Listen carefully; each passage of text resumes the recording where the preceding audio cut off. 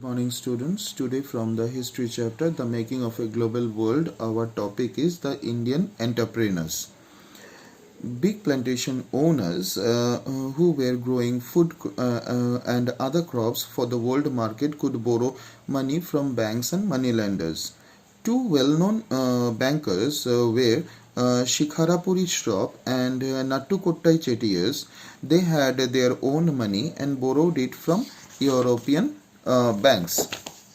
They financed export agriculture in central India and Southeast Asia. They transferred funds in faraway places and developed indigenous forms of cooperative organizations. Indian traders and merchants, particularly the Hyderabadi Sindhi traders, also invested in Africa. They also set up small emporia at busy ports selling local and imported goods to tourists. They had started coming in large number due to the development of steam navigation. Now the next topic is Indian trade, colonialism and the global system.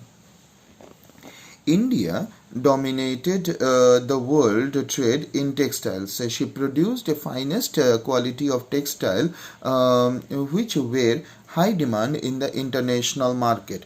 With the spread of the Industrial Revolution, the British manufactured machine-made textiles and cotton manufacture began expand.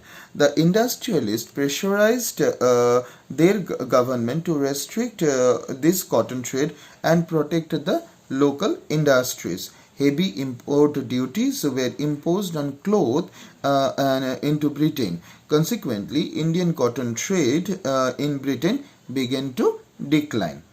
At the same time, the British industrialists wanted to open vast market for their cotton textiles in India.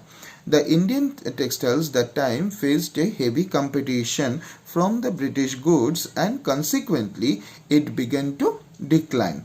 We can see a steady decline of the share of cotton textile from 30% in 1880 to 15% in 1815. By 1870, the share dropped by 3%. While exports of manufactures declined rapidly, the export of raw material increased because our finished goods declined, but raw material India had to supply. The worth mentioning that between 1812 to 1871, the share of raw cotton exports increased from 5% to 35%. Indigo used for dyeing clothes and opium were also the important items for export. Britain grew opium in India and exported it to China, and with that money earned through the sale, it financed tea and other imports from China.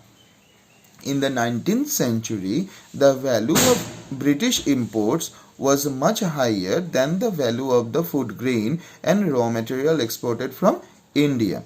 In other words, Britain sent goods at a higher rate but purchased food grains and raw materials from India at low rate. This was called trade surplus.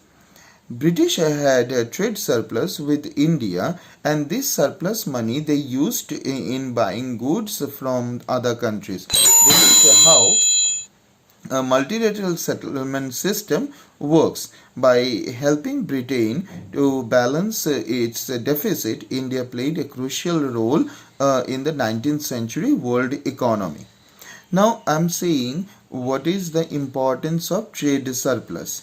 First is to pay the so-called home charges that included private remittances from home by British officials and traders. Secondly, interest payments on India's external debt. Thirdly, pensions of British officials in India. In the 19th century, it was a period of fast economic growth on one side and misery on the other. Higher profits for some but poverty for many. Technological innovations for some and decline of industries for other countries.